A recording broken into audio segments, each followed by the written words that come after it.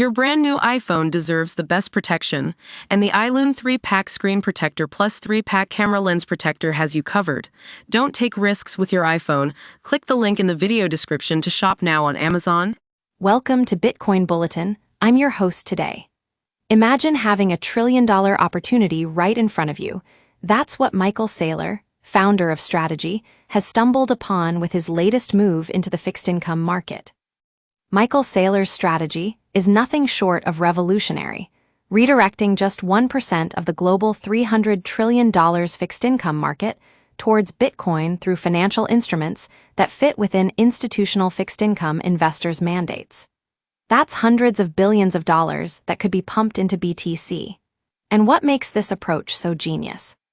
The yield on SDRF, a perpetual fixed-income product offered by Strategy, stands at an attractive 10% annual rate, significantly outpacing what most fixed-income investors can achieve elsewhere. But critics might say this strategy is too risky, and it's true that there are risks involved. However, Saylor's approach eliminates the risk vector of leveraged positions, which can face liquidation during market downturns. He's essentially betting on Bitcoin's long-term appreciation exceeding the 10% annual payments to bondholders.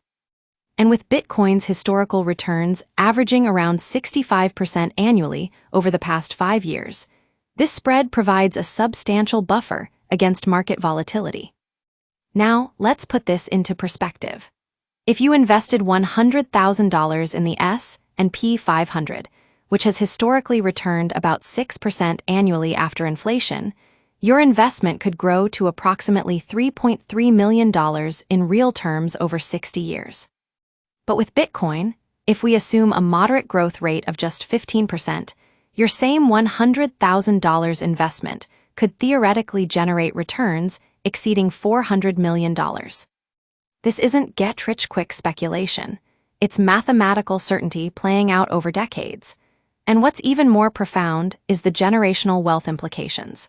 While millennials and Gen Z face unprecedented economic headwinds due to exorbitant housing costs, Bitcoin presents an opportunity that arguably exceeds what baby boomers experienced with real estate. We're very lucky to have this opportunity, yet some of us are still keeping our money in cash, watching as inflation consistently erodes purchasing power. But don't get me wrong, holding cash is a guaranteed path to wealth erosion.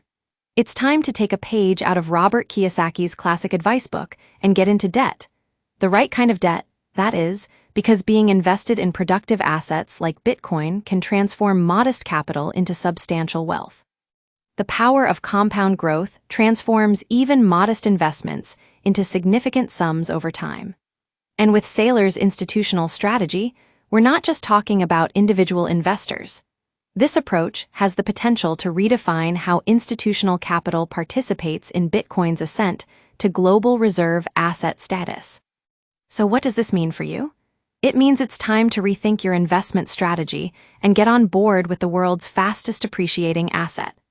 Don't miss out on this trillion-dollar opportunity.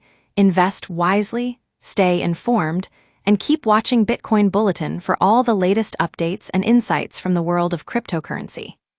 That's it for today's episode of Bitcoin Bulletin. Thanks for joining us.